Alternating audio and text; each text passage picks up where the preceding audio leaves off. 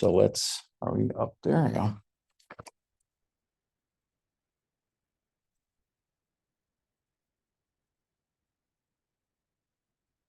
Okay, so we're peeling back the hood a bit on what's happening with this random variate stuff. So so far we've talked about the inverse transform method, and I'll show an example using the Weibull distribution. Have you heard of the Weibull distribution? Is that not? Yeah, just sort of in passing. So, but yeah, very useful distribution. And you might wonder where do these distributions come from? Where they come from are situations in which trying to apply existing distributions to certain observations turn out to not fit so much. And so smart people come up with new ways of characterizing that randomness. Just as the normal distribution arose not because somebody was sort of sitting down and writing some mathematical equations, but in observing certain phenomena, particularly around things like certain kinds of errors, certain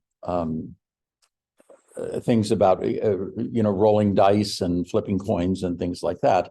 If you observe them in certain ways, then the normal distribution naturally evolves from that.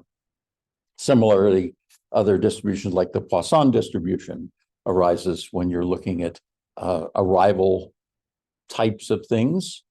And then there are other arrival types of things for which Poisson doesn't work so well. So anyway, that's where and Weibull arise. And then when you come up with these, you get to put your name on it. Unless somebody forgets to put their name, and then you can kind of come along later like Little did and kind of put his name on something. Yeah, so Weibull was a guy and he came up with this distribution. Okay, so then I'll talk about the composition method, which is a very useful way of kind of simplifying some things. And then I'll touch on how they're implemented in Simkit and also the Python DesPy.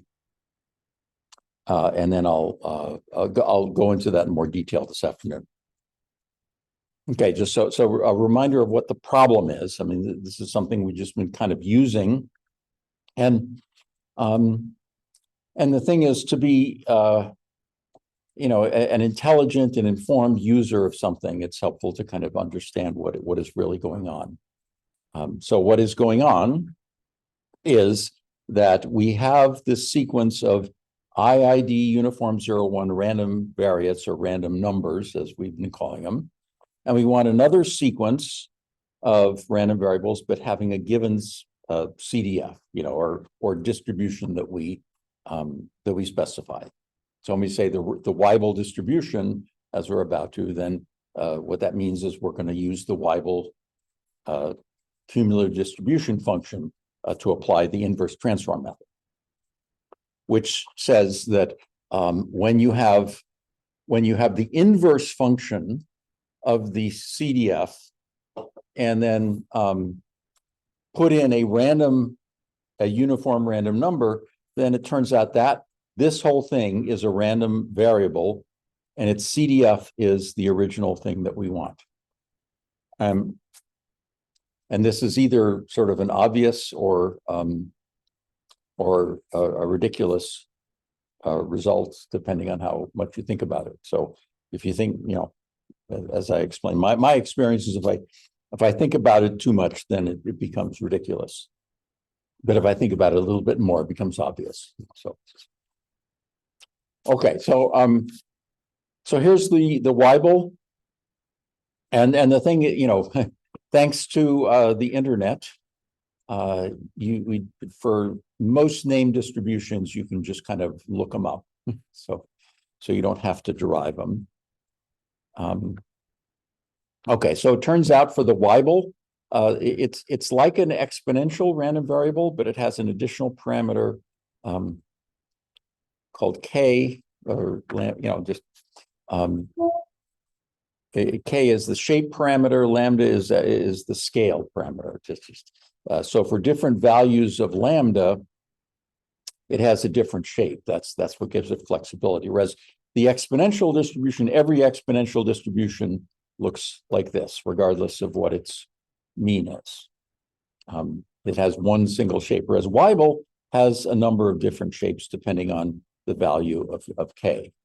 In fact, you can see if K is equal to 1, then it's just an exponential. Okay, so let's apply the inverse transform method. So we have our CDF. So and if you're kind of doing this,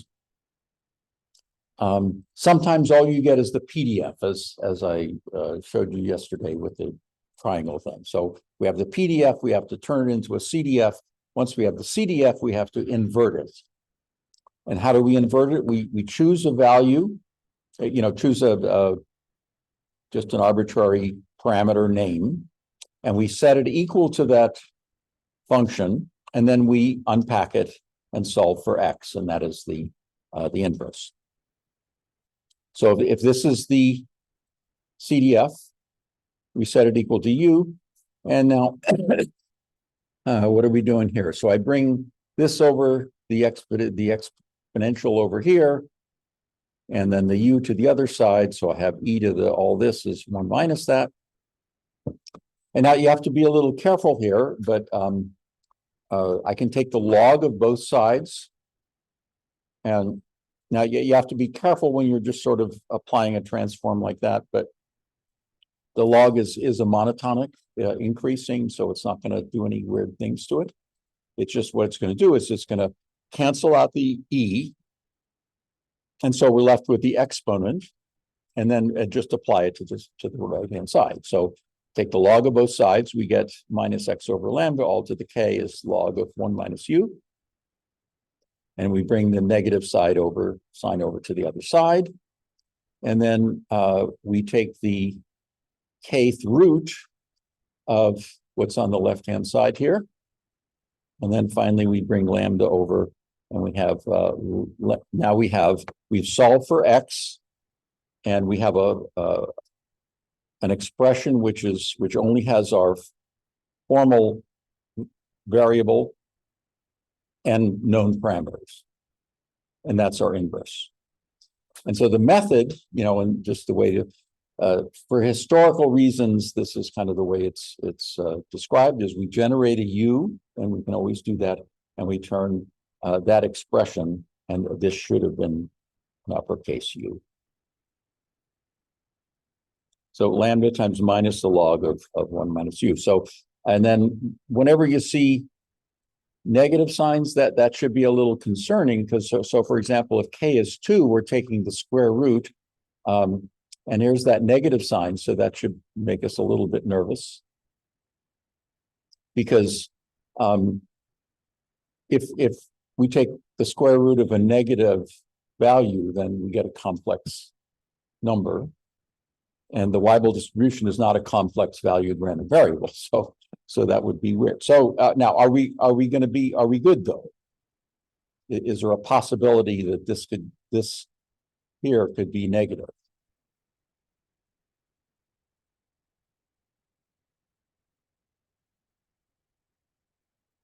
Correct. Why not?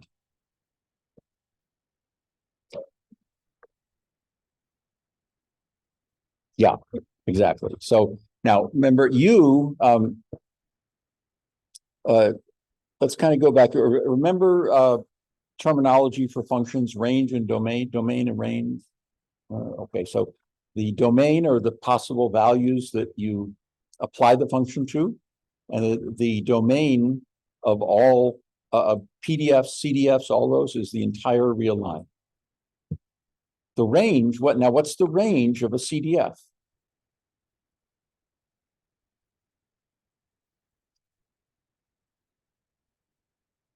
The range of every CDF is 0 to 1. Why? Because it's a probability. Probabilities are always between 0 and 1. And so this u this U is always going to be between 0 and 1.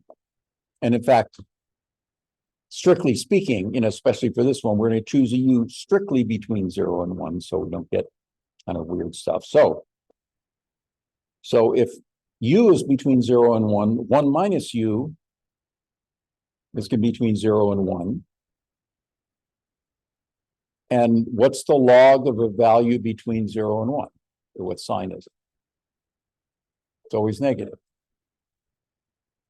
So this is always going to be negative. So negative of a negative is a positive. So this quantity is always going to be positive. But we want to kind of check on that, just to kind of make sure.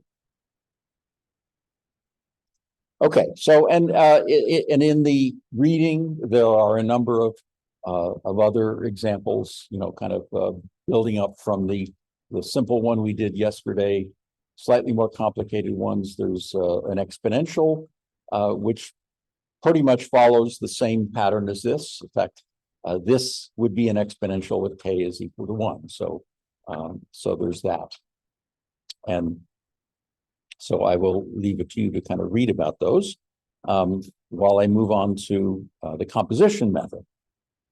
And what this is about is basically, I mean, the math looks kind of stranger than it actually is. So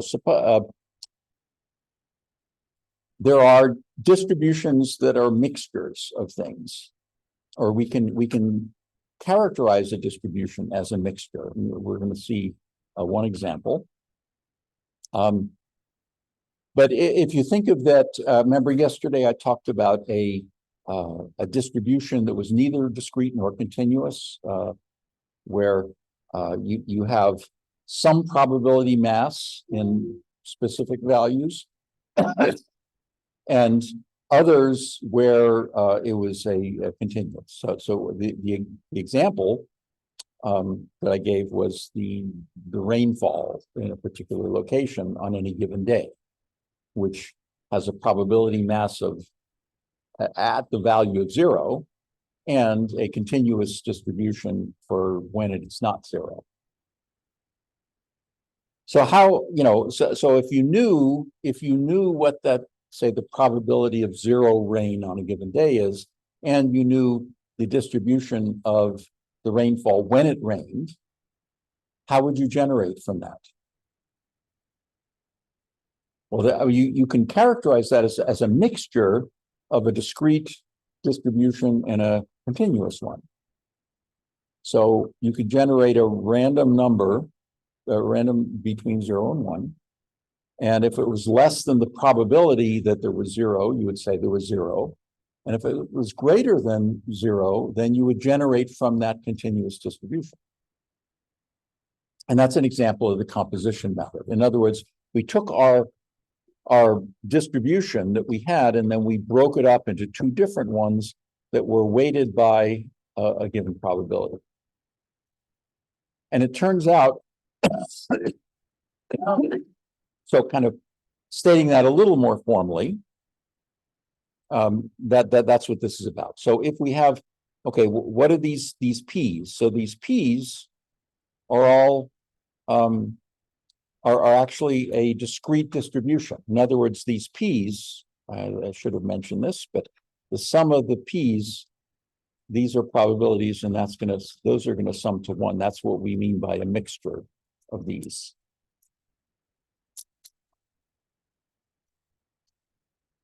And so if we simply generate a random index, so if we choose an index equal to I with probability P sub I, and then that will pick off which CDF we're generating from, and then we simply generate from that one. And it turns out when we do that, we actually get the distribution that we want. We are not generating from every single one of these. We are picking one at random according to a specific weight, a specific probability, and we're just generating from that one.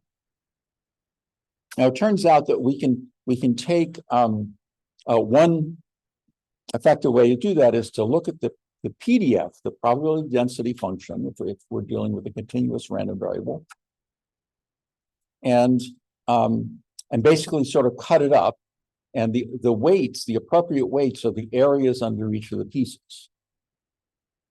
So here's an example of that. So yesterday we did a simple triangle, which is just one of these things.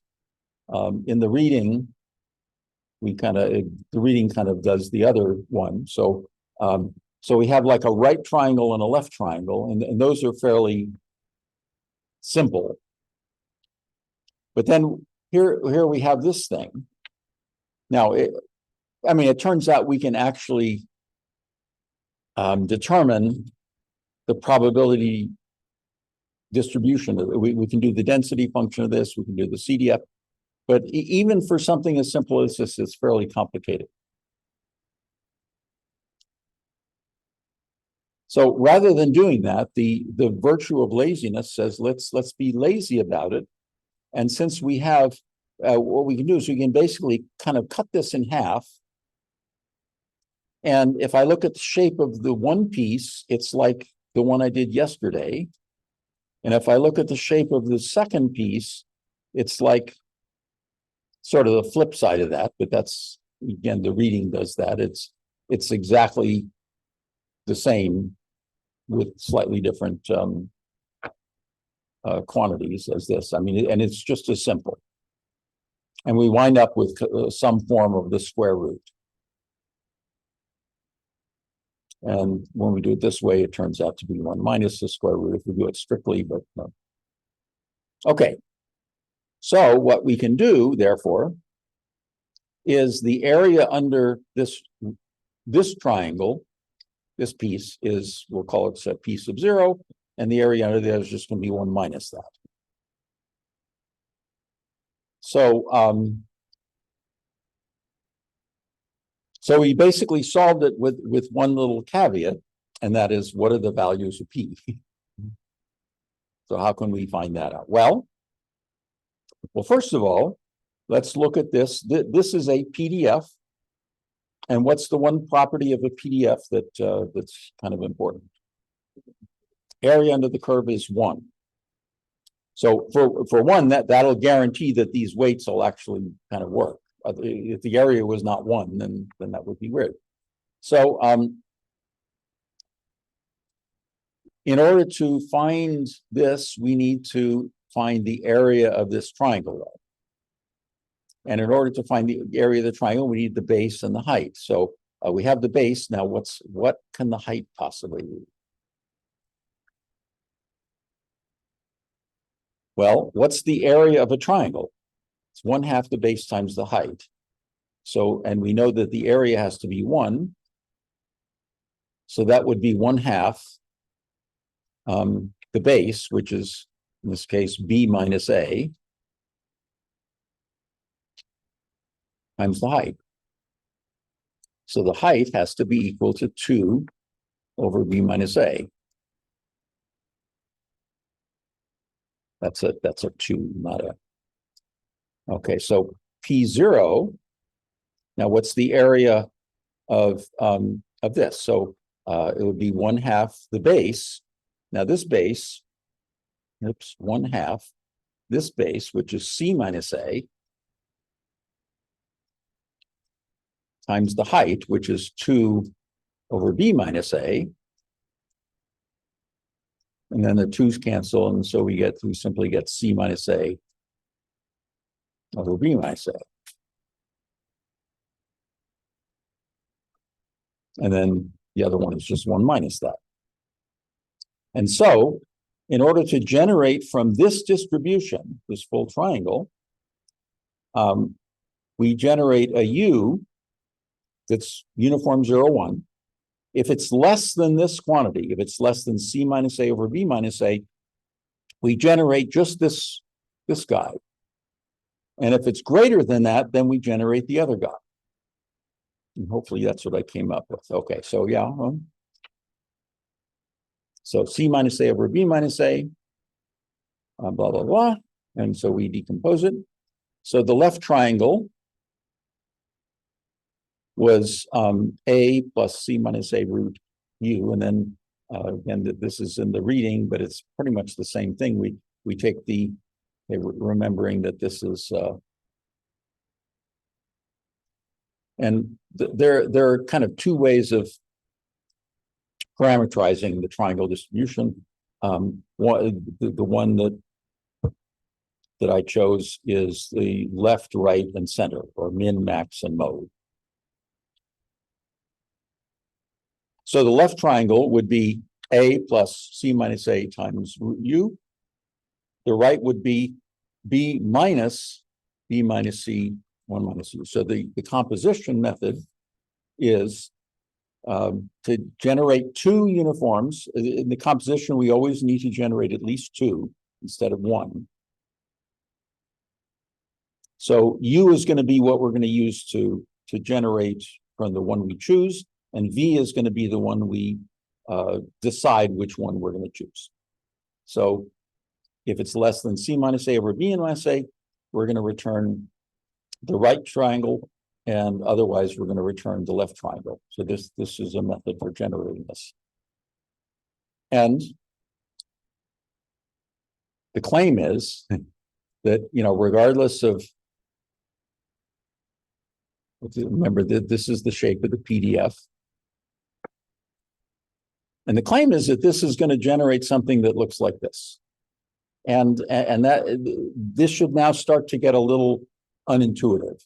I mean, there are pieces of it that kind of make sense, but intuitively, if you look at these expressions, and if you were to predict what that would look like, most of us would not come up with this, but that's what it does.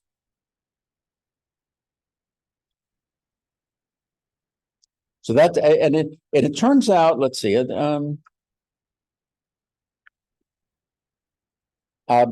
we can actually slice things vertically here, and there's some examples in the readings, but I mean, for certain applications, there's a PDF that kind of looks like a wedge. In other words, it's like a triangle that's kind of up like this. So this is a perfectly legitimate possible PDF. And being linear, it's something where you could figure this out, but it's kind of a pain. But instead, so this is sort of A and B, and then kind of the third argument is something called H, which is just how high this goes. So instead of trying to figure out what the equation of this line is, then integrating it and then inverting it, the virtue of laziness says, well, okay, this consists of two pieces, a uniform piece and a triangle piece. And so once and if I look at the area here, the area of this would be H times B minus A. And of course, these parameters have to be such that that's going to be less than 1. And then that means the area up here is going to be 1 minus that.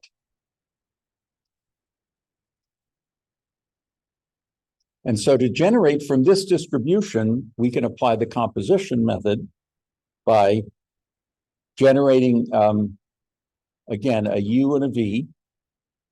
And then we can say if V, our test is going to, if this is less than H, this value here, then we can return just a uniform, which is A, and we did this yesterday as well, or the other day.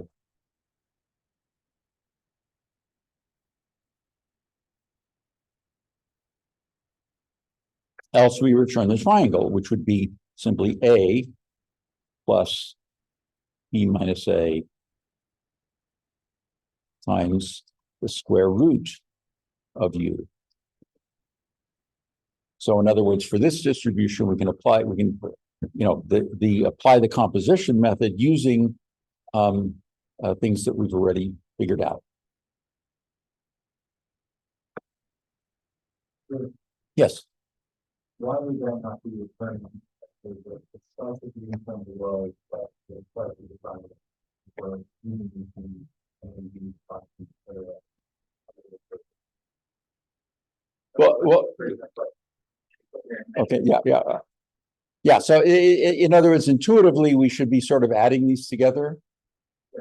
Yeah. Well, the thing is that we're not adding. Remember, this is a PDF, and the data equivalent of a PDF, and we'll see that this afternoon, is a histogram. In other words, I'm not adding things. I'm generating from these and then calculating the frequencies that they fall into different values. And so the approximation of the PDF would be the histogram of the values that I've generated. So what I'm looking for is not the sum of them, but the density.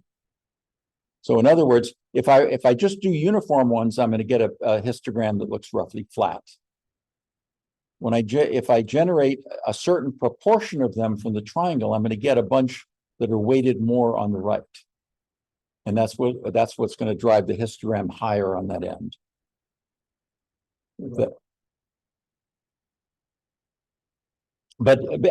you know, I mean, what you're expressing is that's my intuition too. I mean, intuitively, that makes sense. That's why this is weird. I mean, it's our intuition doesn't take us far enough on this. You know, just our intuition in the realm of probability, our intuition just is kind of not so great.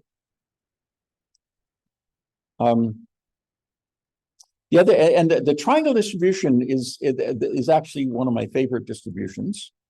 It's extremely useful in a situation where if you're creating a model in which there's a paucity of data.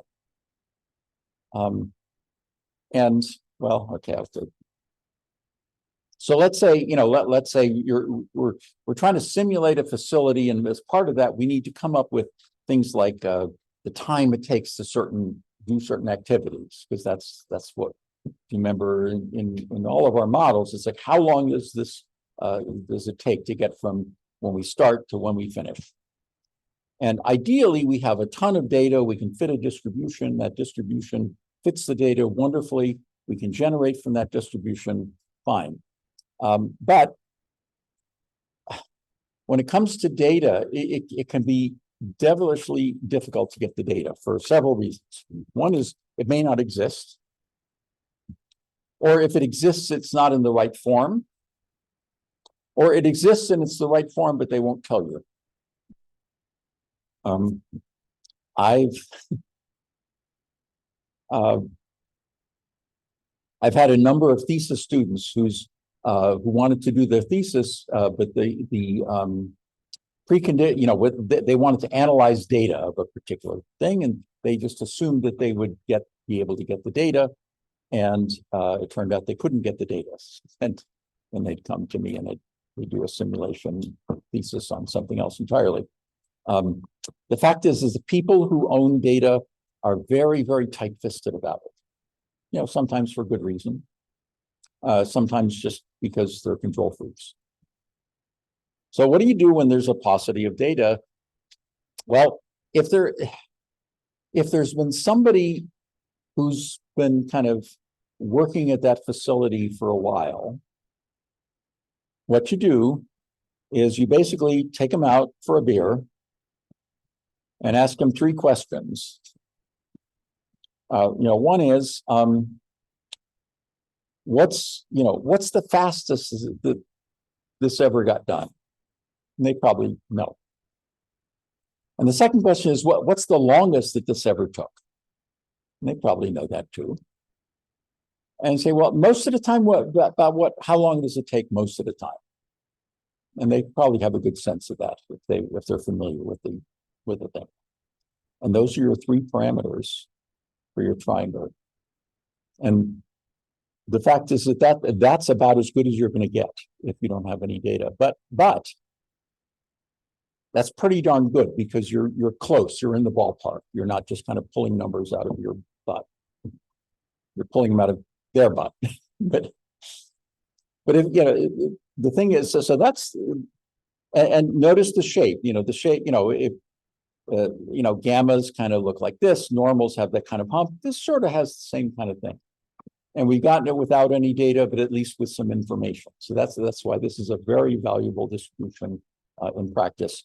It's not that interesting theoretically because the statisticians and probabilists are bored with it, but it's a very practical one. Okay. All right, now I'll continue this afternoon in more specific ways, but I want to talk a little bit more about first random variates in SimKit and then also in the Python one. So there are three pieces to this. One is there's a random variate which we've been using since the beginning is actually an interface. We get that from the random variate factory. Why? Because we can't instantiate random variate because you can instantiate an interface. So why is it an interface? It's an interface because when we declare our random parameters to be a random variate, then our component can be completely agnostic as to which distribution it is. I mean, 100%. And if you think of the like in the Java random class, if you want to generate a Gaussian from that, you have to call the method next Gaussian. And in many libraries that use randomness, you have to call the specific method of that specific name. So if I want an exponential, I have to see next exponential, or next gamma, or next Weibull, or next triangle, or next whatever.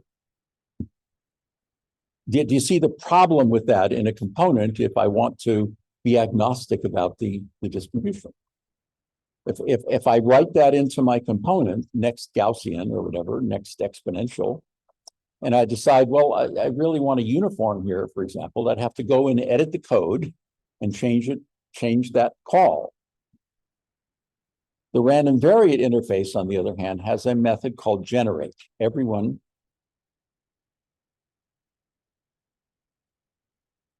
variate has a method called generate. Why? It's guaranteed by the random variate interface.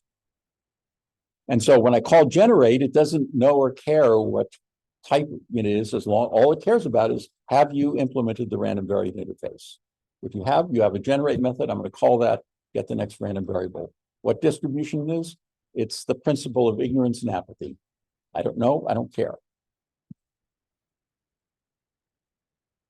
And that's why we get it from the random variate factory. Now, if you remember, one of the standard patterns for interfaces is that we have an abstract class, an abstract base class that implements a portion of it. And that's what I call random variate base. That's the abstract base class.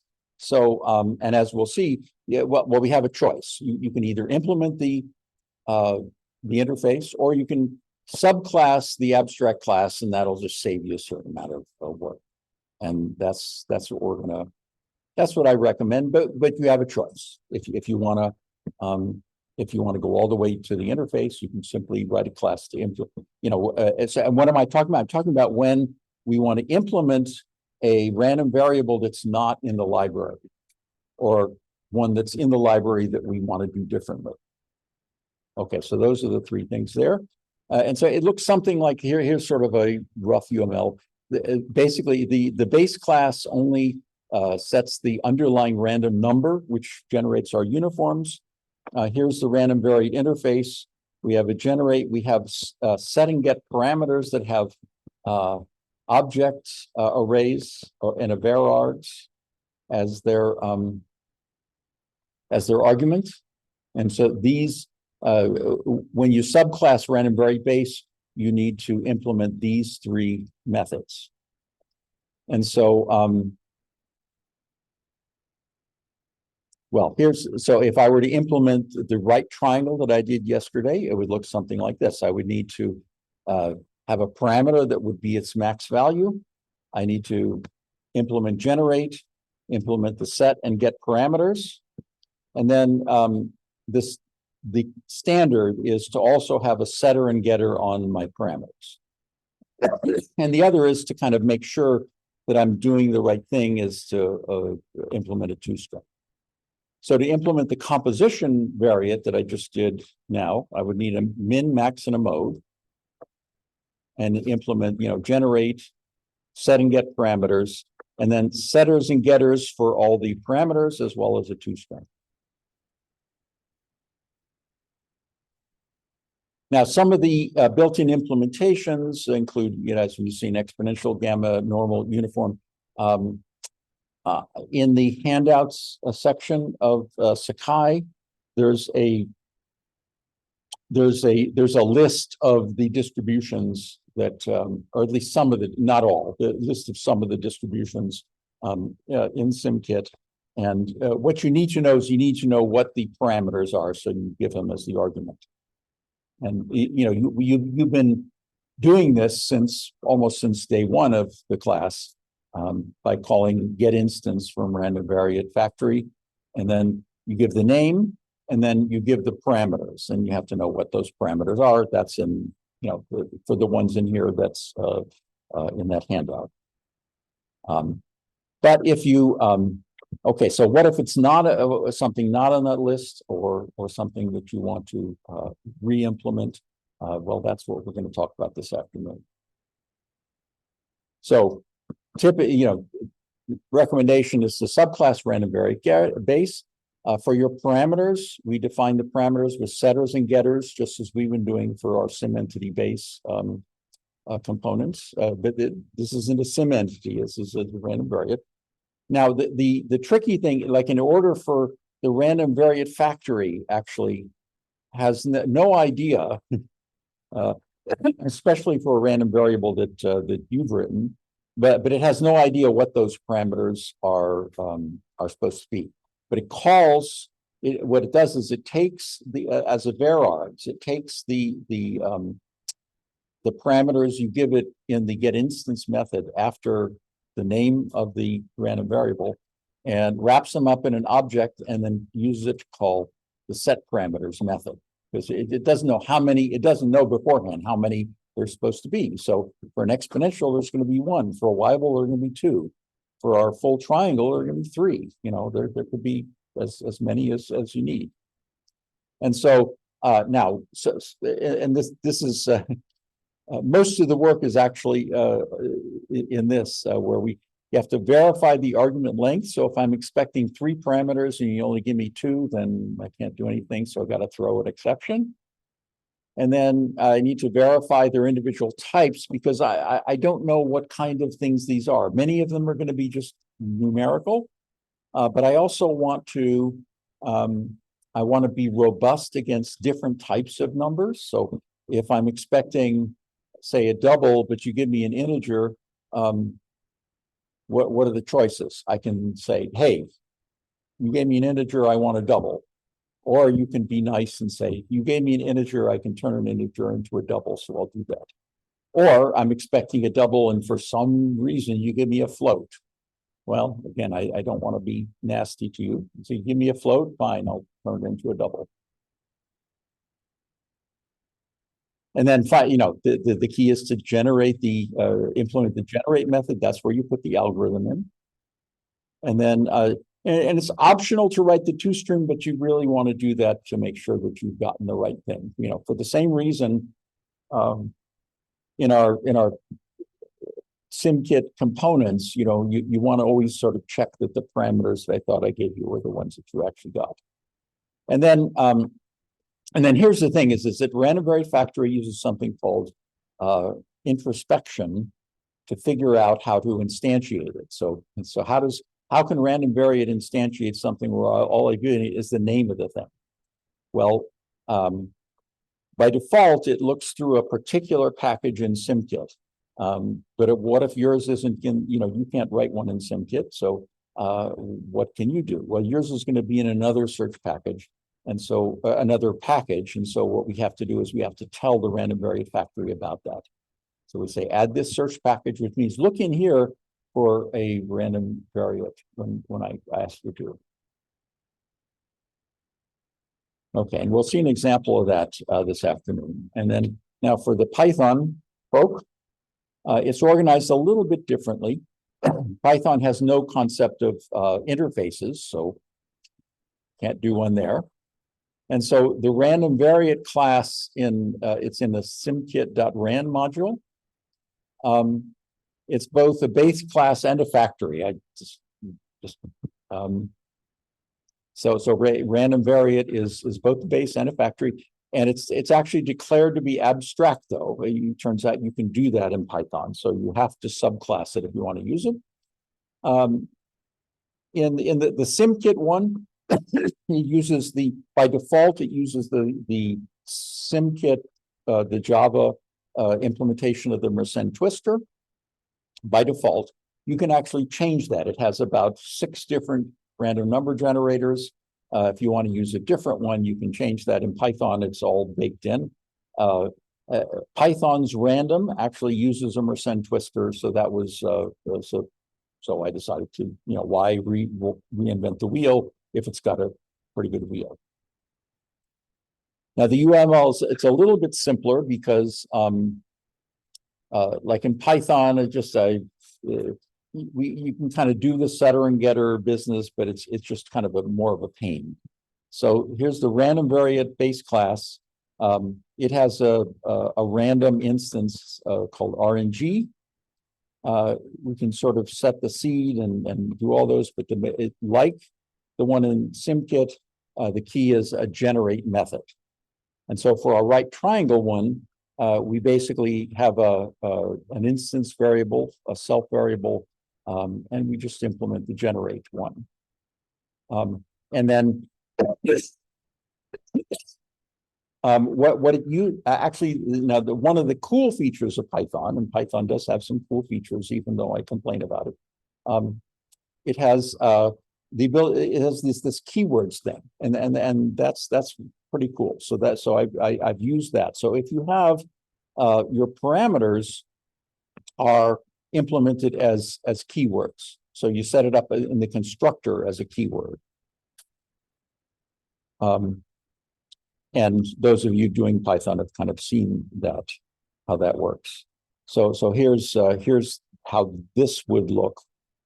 So to write a new implementation, you subclass random, you add the parameters in the constructor as keywords, as I said, implement the generate method. Again, is optional. The toString in Python is this RPR method. I don't know why it's called that, but that's what it does. And then instead, now, kind of mostly Python does have the ability to add a mod. What you do is you need to import your module, and that is something called import lib. You import, and then this is the name of the module that it's in. We'll see how that works this afternoon for those of you who are doing Python. And then to get your instance, you call instance. You want the name. And then it's optional. If you're using a different module than SimKit Rand, then you need to specify that, and then you give your parameters as the keywords. And for the built-in ones, the module is not needed because the default is the one that points to the ones in the Python version. Okay, so now for next time, which is going to be next Tuesday, we're going to talk about the acceptance rejection method, which is, now if you think it's been weird up to now, this is, hold on to your keysters, because this is going to get really weird. But it's the most powerful and most complicated, and for distributions that are challenging, it's the one that you have to use. By challenging, I mean distributions where you can't write down the CDF, in which case, if you can't write the CDF, there's no hope of inverting it. So the inverse transform method works great for distributions for which you can do that. Unfortunately, there are distributions for which you can't. And for those, in most cases, we can use this acceptance rejection method.